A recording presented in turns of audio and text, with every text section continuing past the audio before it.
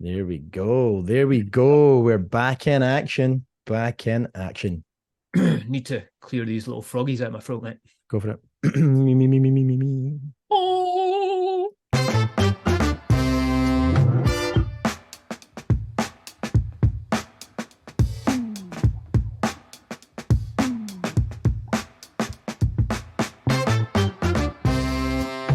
Hello, everyone, and welcome to Not Another Whiskey Podcast, another episode where we are getting close to the 100th episode, which Can you believe cannot it, mate? believe, man. I mean, honestly, when I started this podcast over 2 years ago, and, Nicholas, you came in, I think we're on about 30 episodes together now. Mm-hmm. I never thought it would get to this point and have so many amazing whiskey fans out there, just people that listen, not necessarily whiskey fans, and take the time to write to us, enjoy listening to this podcast so much. But before I get into today's episode, which is going to be a belter, by the way, as we say in Scotland, if you guys could do us a huge favor, and we don't ask for much, but I read some stats the other day that only 30% of people who listen to podcasts hit the follow button on their preferred platform. Now, apparently this helps a wee show like us in a huge way to grow and expand. So if you could do us a huge favor, hit that follow button. Nicholas and I would be eternally grateful. We may even buy you a dram when we see you. Obviously, a 5-star review guarantees you a dram if we see you in a bar. But anyway, let's get on with the show. Speaking of the man who some say has a whiskey collection that was blessed by Charlie McLean himself.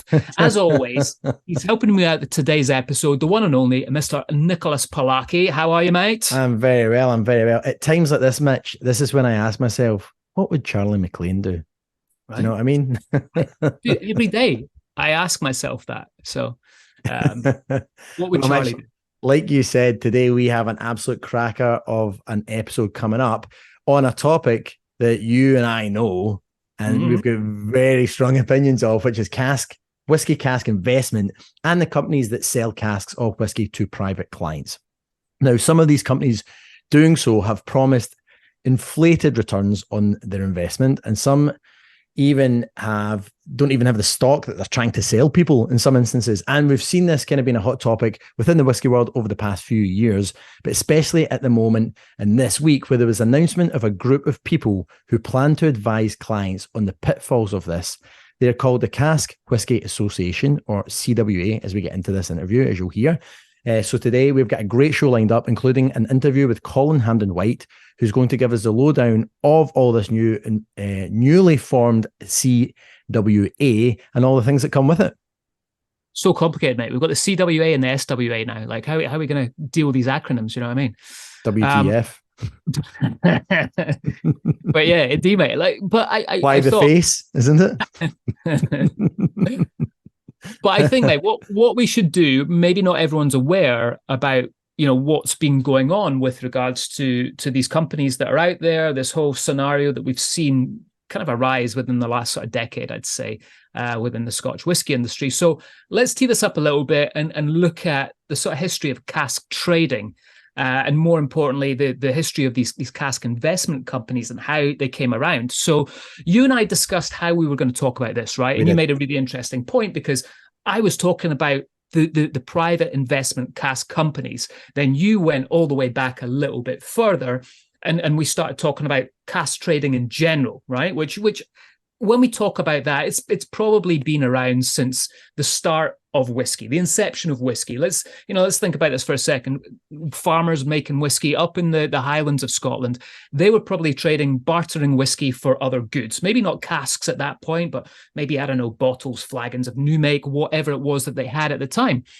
But, as we progressed through, we have cask trading going on within companies that happens in a big way. And this really comes around through blended whiskies. Blended whiskey companies really start trading with each other. One of the things that I always tell people is when we cask a whiskey, normally it's 63.5%. And two reasons for that is, firstly, someone smarter than us decided that was a great ABV to mature whiskey at. But the second reason was for this trading of casks between companies. So everyone had that same level and knew what same level of ABV they were going to be getting. I think, I'd be remiss if I didn't mention indie bottlers here, because that really is a big key part of this as well. And when we talk about independent bottlers, we have to mention Gordon MacPhail, formed in 1895, really the kind of The year first. you were born, right? Yeah, But really the first guys within this independent bottling scene in Scotch whiskey, and Yep. and independent bottlers are obviously trading and, well, more so buying casks. So that's from a company point of view, what's been happening within the industry. What we're going to focus on today is something that's very new, and I haven't got the exact date as to when the first private investment cask company came out. I mean, we discussed this, Nicholas. What do you reckon? Like 10 years ago, something like that? If anyone's out there that knows when the first company was formed, please let us know. Do let us know, yeah. We think it's about 10 years. I think even if it's not 10 years, Mitch, I think that the interest from the press has driven the focus into the more public eye, and more people have paid attention to the fact that whiskey is as a tradable commodity can give great returns on investment if it's done properly. Yeah, exactly. That's what we're talking about here. Are companies that are selling casks that they may or may not have bought from distilleries, and selling it to private individuals, and talking about the return on investment, which has sometimes been, let's say, over exaggerated. And this is where we have the problem, and this is where we're getting to right now. A few instances that I want to talk about. There was a big case last year, so 2022, back in June, a British national citizen, a guy called Casey Alexander, was over in the US, and he was actually arrested by the FBI for defrauding customers of around about $13 million through whiskey investments. Now, we chatted about this on the show a while back, Nicholas, and we looked at this guy's videos. They were very polished. It kind of really seemed like this guy knew what he was talking about. But what he did was he worked for three whiskey companies targeting elderly individuals, very much with this kind of deceptive idea of, like, you're going to make huge profits on buying this whiskey that I have, which he didn't have. He used an online persona to sell this, I suppose, a lure of Scotch whiskey. The story goes that one 89-year-old investor in Ohio lost $300,000 to this guy. So in April 2023, he was actually arrested. He pleaded guilty to commit wire fraud and faces up to 20 years in prison. So that, for me, was kind of like, well, this is starting now to kick off a little bit. We're seeing investigations going on. We're seeing some of this stuff come out the woodwork with what's been happening here. Yep. But then the big kicker, which just happened last month, so August 2023, the UK's Advertising Standards Authority banned misleading advertising campaigns by two whiskey investment firms. So one of them was called Blackford Casks, and it was noted that they had irresponsible practices. They were talking about kind of high return investments. And the other one was London Cask Company, making misleading claims about, again, potential returns, risk, fees, and terms in their campaigns. Yep. So the Advertising Standards Agency went in and investigated this. They found 4 issues against each company. London Cask Company, so they got done for improperly using logos, implied awards or endorsements. Whiskey Investment Partners was accused of taking advantage of customers' inexperience by suggesting whiskey investments for retirement funds. So both companies, I have to say, disputed the claims. And the ASA has called for immediate removal of their adverts and future adverts as well. So this, again, was a massive thing when we talk about these companies. They're now being looked at with regards to what they're talking about and what they're advertising with regards to ROI, the return on investment on these private casks, and what they're advertising to private clients. So in a nutshell, Nicholas, that is it. That is what we're talking about. That's what we're getting into today. Anything you want to add on here, mate? No, I think that's exactly it. Right? So we're looking at like how there is also opportunity for cask whisky investment to decrease in value. That's the other part of this, right? So you can't just walk around saying that this is all going to be sunny and rosy. That's what the ASA we're alluding to, that the past performance doesn't guarantee future results, which is important. That's the important part of any investment, and that cask whisky investments are unregulated. So this is the other thing that people need to be aware of. This chap, Casey Alexander, pretended he was somebody he was not, put a very slick campaign together and sounded smart enough, and was almost knew enough to be dangerous. And that's something that you should always bear in mind with a lot of these people that want to kind of put themselves out there and give people the impression that, they're the experts and these are all the reasons why they've got credibility. And then lo and behold, $13 million of fraud later. You've got people that could spend 20 plus years in prison for false advertising and presentation of taking people's money for barrels that they simply just don't have access to. So we're going to try shine a little bit of light on that today. Mitch, you and I, obviously, we've got views on this, right? We've talked about cask investment companies, and really my gut feel on this, and I'm going to try and sound fair and balanced on this. It's not for me, doesn't mean it's not for other people. I think that whiskey investment should be looked at much more on the brands out there that have credibility and awards and accolades and master blenders that know what they're doing. Not every barrel, just because you buy even like, let's take the highest trading malt whiskey brand out there. So Macallan definitely is the brand that leads the way, but took a decrease this year on Rare Whiskey 101. So not every brand is adverse to seeing slowdowns and decreases in their value as well. But Macallan's a good example. If you buy a cask of Macallan, which at one point I worked when Macallan were starting their cask trade program up for private clients, it was called Entrepreneur. And it was a fabulous guy in the industry, David Cox. I don't know if you've ever met David, but David is one of the nicest, most gentlemanly people I've ever had the pleasure of working with.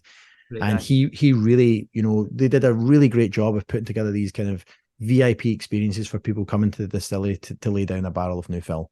And it was a 10-year effectively process. And they could then bottle the liquid, or they could trade it back to Macallan when it was all said and done. But the interesting thing with that is there was no guarantee that 10 years down the line, the whiskey was going to be great. But that's the thing though, mate. It's not just that as well, right? I'm sure you get this a lot. People coming to you and saying, I'm looking at investing into whiskey. Can you give me some advice? My answer to them is a flat out no. And the 100%. Reason I say no is because I don't do it personally. So I'm not in any position to give you any advice on doing it. And personally, I'm not interested in investing in whiskey. Don't get me wrong. I've got a cask of whiskey. I bought one. I bought that directly from the distillery. Yep. But I don't actively go around online on auction sites looking for bottles that are going to make me money down the line. I'd prefer much rather to buy a bottle, crack it open and share it with someone. I'm not saying that's right or wrong, but it's not my jam. Whiskey's my passion. I think it should be enjoyed, appreciated, and not stored in a cupboard waiting to sell it down the line, Look, I've always said this. I've been, for myself as well, Mitch, I've been on CNBC talking about rare whiskey as an alternative investment and things like that, 6, 7, 8 years ago, and they've continued to do so. The interesting thing with this, what I've always said is, you got to do your homework, and it's an unregulated space, but this is also a financial investment, right? So the people that are looking at cask trading, that is an investment. So it's not, you're not asking somebody to buy a bottle from your liquor store for $100. You're talking about hundreds of thousands, if not millions of dollars or millions of pounds trading hands. If that goes unregulated, or if people are bad actors in the space and kind of alluding to things that aren't necessarily true that they can prove, that's not good. It's not good for the industry. And that's what's really great about what we were talking about today, which is, look, there is a need, in my opinion, for an association that looks at these companies. There is a need for an independent body that looks at these companies. And that's really what we're going to see in this interview when we speak to Colin. He makes a really valid point that someone somewhere had to start it. you'll hear us ask questions that are challenging on, I guess, these guys actually have a cask investment company as well.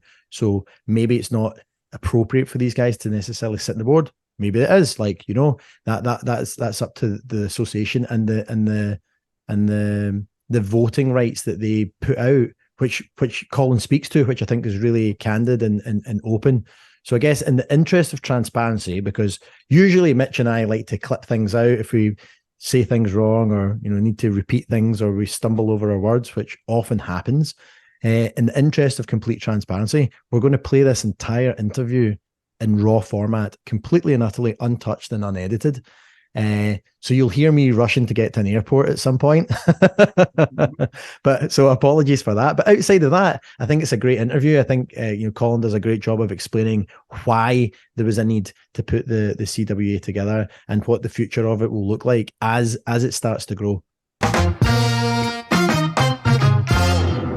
Recording on the computer. We'll get this underway, man. All right. Colin, great to see you, sir. It's been a while. I was trying to think the other day, when was the last time we hung out? I think it was 2018, right?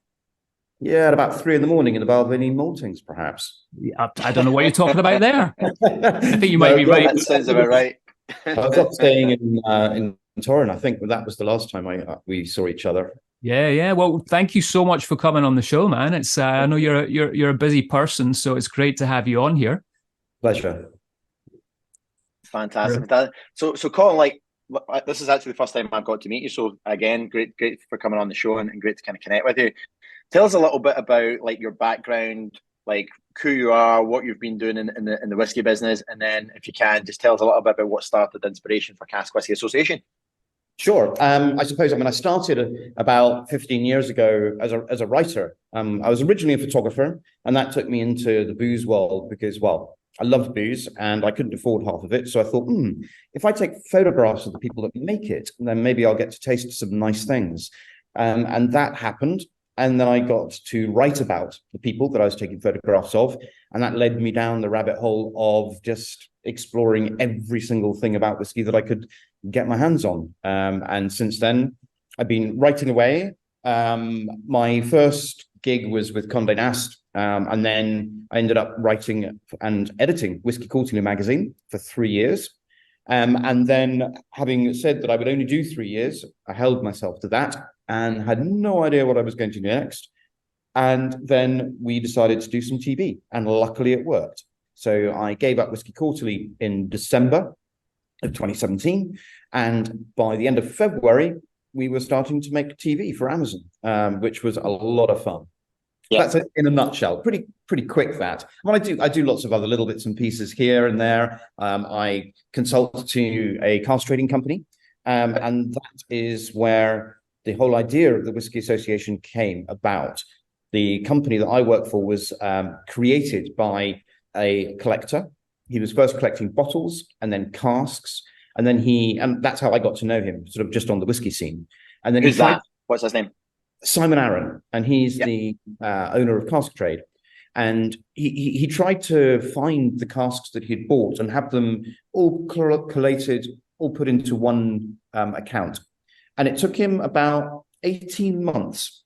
And he found that there were casks that didn't have the right amount of liquid in them. They hadn't been regauged for a very long time. They were not in the warehouses that they were supposed to be in. And there was even a cask that he'd bought that didn't exist. It had been double, if not triple sold, a cask of Springbank 1992, which he was rather annoyed about. So he then thought, okay, somebody's got to be able to do this properly. Somebody is going to be able to do it transparently, open, make it easy for the customer to understand exactly what's going on, where the casks are, what they are, just everything, all the things that he'd encountered that were not good, he wanted to correct.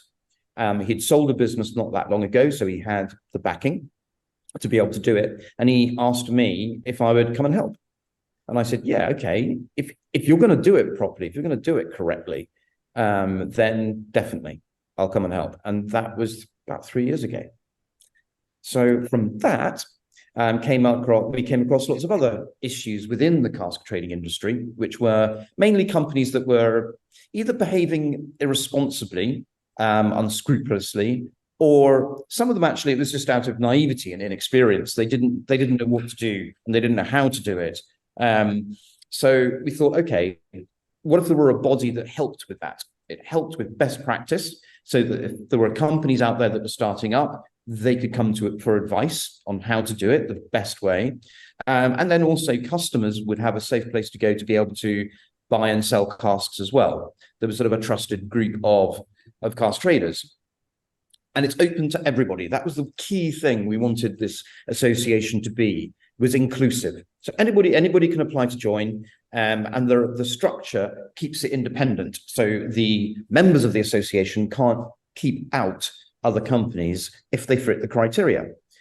Because if the members vote somebody out, then there's an advisory board that is independent, made up of lawyers within the industry, insurance people, other well-known personalities and writers like Charlie MacLean and Hans Offringer. And I sit on that board as well. And we watch the watchmen. We make sure that what goes on within the members in terms of new membership is dealt with correctly. So that is I suppose, the basics of it. But it's all about best practice, governance, transparency, and independence. Fantastic. So that's interesting that anyone can become a member of. Can we call it the CWA, just to kind of cut it down? Is that right? Cask Whisky Association. Let's call it CWA. So you've set up almost like a core group. Am I right in saying that with the members, or is it just anyone who comes along then is part of the membership? How's it really working? I mean, there must be. You mentioned a few names there. Are you guys the kind of head of this, and then the other members come along? There are 7 members that have started it. We needed to start somewhere. We couldn't sort of do years and years of consultation and then eventually launch with a full membership. So we had some people who were, well, in inverted commas, founder members, but actually there is no hierarchy. They have no more benefit being founder members than somebody who will join, next year or the year after that. It's one member, one vote. Simple as that. But they were keen to start it because they saw the necessity for it. And at some point, somebody's got to put their head above the parapet and go, right, we need to start doing something. So let's do that. I think it's pretty much how any association starts. Companies within an industry decide that they want to protect the industry, so they start an association. And you mentioned earlier as well, Colin, just with regards to, some of the examples that you saw of these other companies within the industry. What kind of examples did you see that you can give to us? Okay, quite a simple one would be selling a cask that is OLA, selling it as if it were based on its original litres of alcohol in the cask, i.e. full. But the cask might be 5 years old or 8 years old, and it hasn't been re-gauged. So the actual litres of alcohol that are inside that cask will differ, but the price will be for a full cask. And the actual litres of alcohol, which is called RLA, re-gauged litres of alcohol, will be less. So effectively, you're buying a cask for more than you should be. So that's a simple one. Another one would also be somebody buying a cask without the proper naming rights. So they are sold a Royal Brackler, but actually they can't use the name Royal Brackler, and it should be called Cawdor Springs, which is the trading name, I suppose, for Royal Brackler, used by blenders. And that goes on quite a lot as well. And it's not always out of sort of spitefulness or scamming or trying to make money. It is simply sometimes some of these companies don't know that you're not supposed to be able to call it Royal Brackler, and they make mistakes. There are obviously companies that know exactly what they're doing too. Yeah. So here's a good hypothetical for you. Not Another Whiskey podcast is doing very well. Mitch and I have got a couple of $1 million, right? A couple of £1 million that we want to invest into buying whiskey casks. As this process, it can often involve hundreds of thousands, tens of thousands, if not millions of dollars in this, or in pounds in this instance.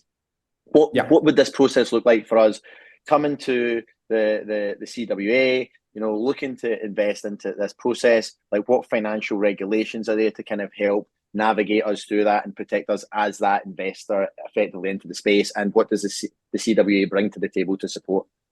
Okay, so we cannot advise on any sort of financial transaction. That's not what we're here for. We're not to be able to advise on investments. We don't do that. What we try and do is show companies that are behaving responsibly and have great best practice, so they will look after a customer extremely well. We're not saying that you shouldn't go to customers out with the Cask Whisky Association. We're just simply saying that the companies that are within it, we do know how they operate, and that they operate very well. And so rather than us giving advice, we would say, reach out to our members and ask them. And we trust them to treat you well, be honest, and do things correctly. Not that other companies don't, that aren't our membership, but we can say that ours do. Got you. Cool. So, Colin, let's chat about the SWA, not the CWA. So the Scotch Whisky Association, which is really the only governing body when it comes to whiskey right now. Did you guys connect with them before setting up the CWA? Like, if not, why haven't you done that? Or is there a plan to do that further on down the line? No, we absolutely consulted with them. They were fantastic. We spoke to their head of legal, a guy called Alan Park, who was extremely helpful. He gave us some guidance on how the SWA, he gave us some guidance on how the SWA was set up as a company without guarantee, and was really supportive, actually. I know they haven't come out and made any sort of commentary, which I don't think they would do, because cask trading is nothing to do with them. They consider it out with their remit. But yes, they were fantastic. We also consulted with the Bonded Warehouse Association, who were also very supportive and are very, very concerned with best practice within the warehouses. So yeah, we had good support. We also had some fantastic support from the all-party parliamentary group for Scotch, Wendy Chamberlain, who's the MP for Fife. She's the chair of that group, so we met with her in Westminster, and she was hugely supportive. And the CWA will go and speak to that all-party parliamentary group in the coming months. That's awesome. Do you think the SWA should get more involved? And if so, how would you like them to be more involved? I mean, if the SWA wanted to be, it'd be fantastic. I mean, they are so well respected throughout the industry that if they were to, wonderful. I mean, it's anything that helps the industry, the cask trading industry, would be great. But I also understand that that doesn't fall within their articles. So it's difficult for them to do that. They've had some advice on their website in the past for people who are looking to buy casks, but they aren't able to sort of do what we want to try and do. They simply don't work with cask trading companies. They work for the brand Scotch. It is the Scotch Whisky Association. Rather than Cask Trading Association, which is why we set it up. If they were able to take it on, wonderful. But as far as we know, they're not. So that is one of the other reasons we had to start something. It's very cool. So one of the things that I think is interesting with this, and so I'm starting to get a better idea actually of what this is. So anybody who's involved in trading barrels or whatever can come to the Cask Whisky Association and register to become a member, and then they're checked out by the board. Obviously, you said it's an independent board of these experts within the field and legal experts, and then yourself, you sit on this board. Is that correct? Yeah, at the moment I'm chairing it simply because somebody needed to start chairing it. And right. Yes, I am a director of Cask Trade. I'm not a shareholder. But what will happen at the very first meeting for the advisory board, which is the one that I chair, not the members board, they will vote, and we will have a vote to see who will be chairman. Whether that's me or not, no idea. We'll find out at the first meeting.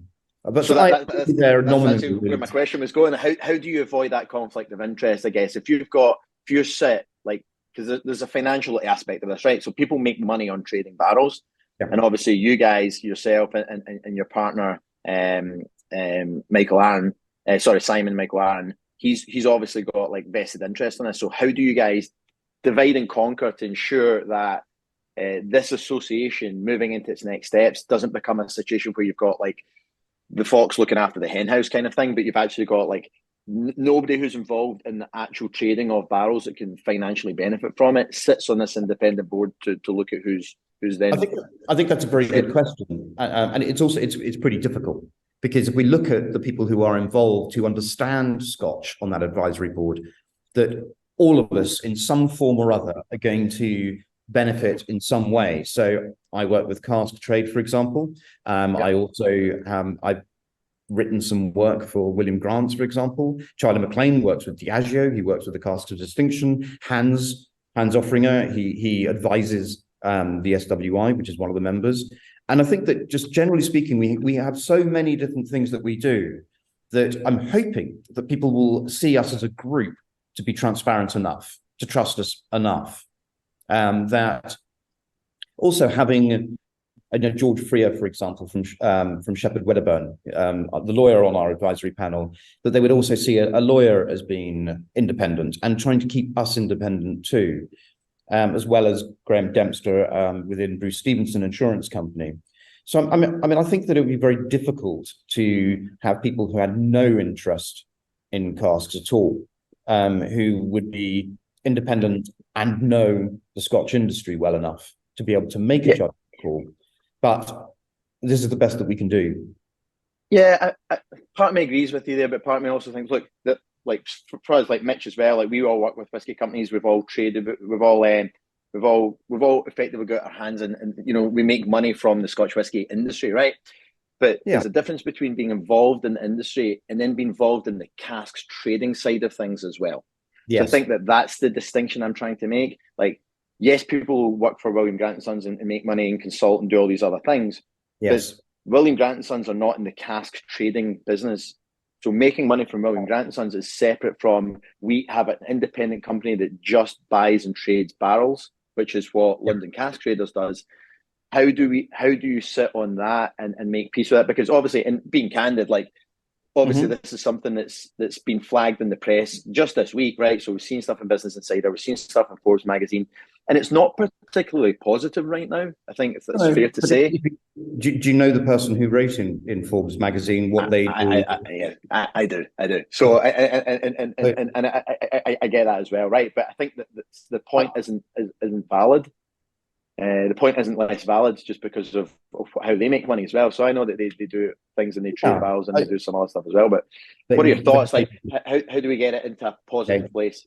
I think it helps that I don't deal in trading casks. I do a lot of tasting of casks. I say whether they're good, they're bad. I think that they should be kept for longer, whether they're ready to bottle. I do tasting notes. I don't advise at all on the buying or selling of them in any way whatsoever. And Hans is the same, and Charlie is the same.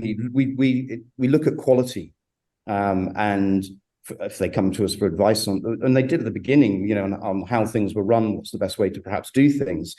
Yes, we give that advice, but certainly I do not get involved with buying or selling of casks at all.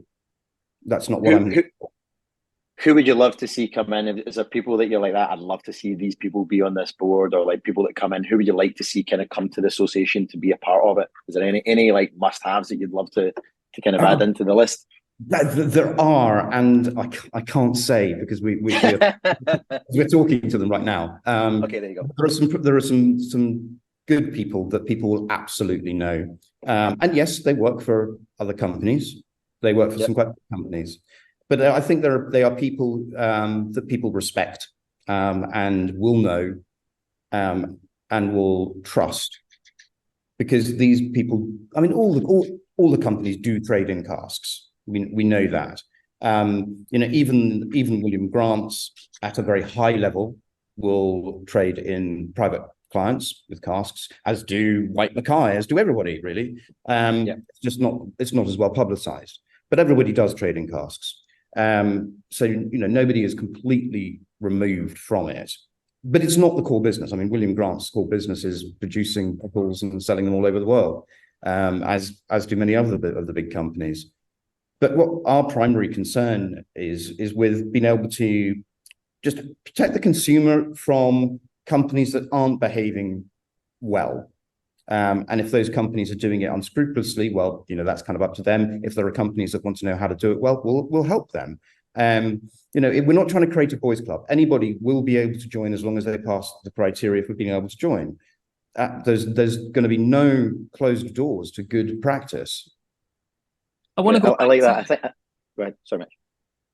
Sorry, I just want to go back to Nicholas's point, though, Colin. I mean, you look at Companies House for CWA, and it's set up with your name, and it's set up with Simon's name. And I get what you're saying. You don't trade in casks, but Simon does, right? I mean, that's his company. This is a really simple thing, Mitch. Somebody has to start somewhere, and with somebody.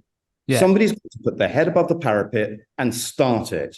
We're there nominally. As soon as the first meetings have happened for the members board, which is what Simon sits on, the advisors board, which is what I sit on, then those positions will change. It's a practical point of being able to just start an association, not more than that. And with Simon, yeah, I ask his advice sometimes with the association from a business point of view, but it's not about the cask trading at all. I don't get myself involved in that. Great. So it's a practical thing. I'm sure that as directors, we're not going to be there for very long. This thing has just started. Somebody had to start it, and it had to have some form of legal structure. You have to have directors of the company. So it was us. That's all. Very cool. This is actually the first time that we've met. So one of the things, and actually, I did look at this, like, what would it look like for me to invest? And I took a look at Cask Traders, London Cask Traders, took a look at Cask Whisky Association, and I was like, this is like, how would I go through my due diligence process and some stuff, and understanding who I'm speaking to and working with all that stuff. And then, like, when you emailed me, I was like, this is pretty cool. Like, I had to speak to Mitch. I was like, so I was looking at some stuff. Like, can I ask a question? When were you knighted? Like, because you're Sir Colin Hampden-White, right? Yeah, I wasn't knighted. There is a very old title from Edward III's reign that wasn't recorded. There were quite a few baronets from that time. They were never recorded. I'm not in Debrett's, and I was not knighted.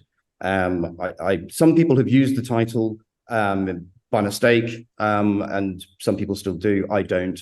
It's not on the Cask Trade website, and no, it's an old title. Some people choose to recognize it. Some people don't. Well, so that's an interesting point, because in Cask Whisky Association in Companies House, it is registered as that. So as an investor or somebody that's looking to look at authenticity within the space, yeah, I would look at who I'm doing business with. And in that environment, if I am, for example, I actually worked with Debrett's, and I did some stuff with Macallan and Debrett's for about 6 months at one point. So I understand how peerage works. And if that's the case, and I'm an investor in Asia or in the States, and I don't understand that, why would that be on Companies House? Because that gives a lot of credibility to the people. I think, all right, okay, I'm dealing with people who are notorious and all these other things. Why would that be in Companies House? I've no idea. I'll need to correct them. Thank you for bringing it to my attention. I didn't know. All right, no worries. Cool. So, Mitch, Colin, I've got a flight. Sorry, give 2 more minutes, mate, and then I need to bounce. Okay, sorry, we'll edit that out. Yeah, no, I want to wrap up just by saying thank you very much, Colin, for being on the show. Goals 5 years from now, CWA. What have you guys done? What have you achieved? What would you like to have seen happen? I think I'd quite like to see a little bit more transparency over advertising standards. Which has already started to happen. I mean, we had 2 companies that were pulled up on it very recently. It would be nice to see that happen. Whether we change or want to change regulation wholesale, I'm not sure, and that's not really kind of up to me. That's up to the members and what they would like to try and do. It would be nice to see the membership grow substantially, and I think it will. We've had a lot of inquiries already by some pretty nice companies. So yes, I just think it would be nice that the discussion keeps on going as well. We don't want a fait accompli. It's always going to be a discussion. Whiskey always is a discussion, which is one of the nice things about it. I think that's absolutely perfect. Yeah, I agree. I think this is something that can evolve. Thanks for explaining it. I think to understand how members can get involved, and for people out there that are in this space that want to get involved, you can reach out to Cask Whisky Association, see about becoming a membership and having your voice heard within the space. I think it's good to be that inclusive. I think that's what's needed in this environment. Mitch and I speak about this in the podcast a lot. There is not a spotlight on this space. We have seen a lot of bad actors that come to the table and say things and do things where they're not what they say they are. And I think that having some transparency in the space is only going to help and protect the Scotch whisky industry specifically. So it's good to see. 100%. Fantastic. Thank you very much for giving me some time. All right, Colin. Brother. Take care. Yeah, thanks, you too. Thank you very much. Really nice to meet you, Nicholas. Cheers, Colin. Have a good one. Thanks. Cheers. Bye. Bye. All right, so really great interview there. I thought there was some interesting points raised. I think this has been a real hot topic this week. As we record this, we're only, I think it's about a week, maybe a week and a half into this being announced. So a lot of questions that I've seen online from people were answered very well, I thought, by Colin. Yeah. Now, I think the big thing here, right, and let's address the elephant in the room, and I think we did this in the interview. Should a cask trading company be heading up this? We don't know. It's not for us to say. I'm sure you guys out there will have your own opinions on this, and I'm sure this will be a running debate that will keep going on, right, as we progress through this, and who knows where it's going to go. Yeah, and I think what's nice about that as well is that may not be the case. Like they're going to need to have meetings. They're going to need to make voting part of this. And, there are a whole load of other bodies that are involved in this, from legal scholars and whiskey experts in the space. The smart play may be for these guys to vote to step down and say, look, now we've got this established, which was the goal. Like Colin said that really well, which was the goal is someone somewhere needed to start this. And it hadn't been done. It is something that's needed. So these guys have done it, which I think, tip of the hat to those guys for just having the starting point and getting the ball moving. But maybe they'll hand the reins over and step down and say, look, this is now in the hands of independent bodies that are going to oversee all of these things and govern, and we will be another member of the association and be judged equally like every other cask trading company that wants to be a member of the association, which I think would be really strong. And he said that is something that you got to start somewhere. So I think, we'll wait and see what happens in the future. There's nothing that we can do to judge that. And I think that everyone out there will see as this transpires over time. Yeah, I mean, I think it's a good starting point. It needed to be done. There are some big names in it. There's a lot of people in there that I respect that are on the board. 100%. Going back to the episode we did a couple of weeks ago with Becky, I'd like to see a little bit more diversity in there. 100%. It was there was a lot of the familiar the sausage factory of whiskey. Yeah, exactly. Let's move it on, right? I think this is one thing that we spoke about off camera as well, that before this, like there needs to be a better diversity of representation on this board. But I'm sure Colin and Simon, hopefully they're listening to this and they're going to take note of that. And who knows, that might even be in their plans. That's maybe something we should have asked Colin. 100%. But do you know what I thought was really good with Colin? Like he was so open to being like, yeah, you're right. Like it's not that they've not thought of it, and it's not that it can't happen. It's not that they don't want it to happen. They've just not got there yet. They just announced this. They've just put it together. They've clearly been starting to have conversations with a lot of the right people in the space. Like, let's not all jump to conclusions. Let's give the benefit of the doubt that this is something that could be really productive if it's handled independently. And that's really the sticking point, right? Where we were saying, this, how do we get complete independence on this?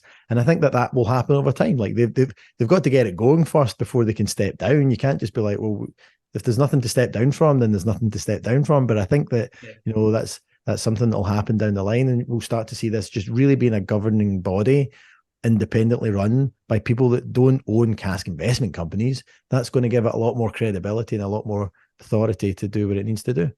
Yeah, I mean, and I hope so, because it's been a bugbear within the Scotch whisky industry for a while now.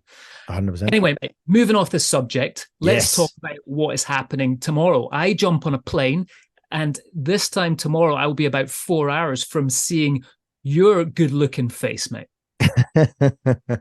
I know, I can't wait. So that's it. How long has it been since we've actually hung out? Hey, was it here last time when you were here? Yeah, it would have been. What was that, 2017? Yeah. No. Was it? Yep. Whoa. There you go. So I jump on a plane tomorrow. We're gonna hang out. Sunday, we are gonna record a load of episodes because we are gonna be together. You might have heard us talking in previous episodes about how we were gonna do a live version of the show. We have decided to not do that, and there's a couple of reasons why. Firstly, the run up to this, we've been so busy, the both of us. Putting it together was an absolute nightmare. Keepers of the Quake dinner is going on right in the middle of when we were going to record. Keepers of the Quake USA. In New York. So all the keepers are in town. Which you would have thought would have been easy, but apparently they were super busy like during the day when we were going to do it, and then they're obviously at the dinner at night. But we're going to be at the dinner at night anyway, so maybe we get some sound bites from people and add that in. But we're going to record Sunday. We're going to record about 5 episodes, I think, back to back, including I've just packed. I think I sent you a picture of this last night. Right? All the samples that I've been sent by everyone. Thank you so much for all those that have sent samples. We are going to sit down and try them all on Sunday. One episode. One episode. It might be a bit of a slurry one. It'll be the Blazing Saddles episode. It'll be our final hurrah before we're cancelled. But I'm looking forward to it, Mitch. I'd never thought for 2 seconds you'd actually pack them up. You look like a whiskey mule smuggling stuff in. Yeah. It's going to be fun. I mean, are you putting them in the case, or are you doing your usual, putting it in a condom and swallowing it? I'm hoping for the rubber glove again, mate. You know, there you go. And well, the TSA in Newark, I'm sure, are going to gladly oblige. You look like the kind of guy that needs a rubber glove interview. So, right. But anyway, we're going to wrap this up, guys. Thank you so much for listening. Colin, thank you so much for coming on the show. We appreciate your time. We hope you enjoyed that, guys, and we'll see you again soon. Take it easy. Bye.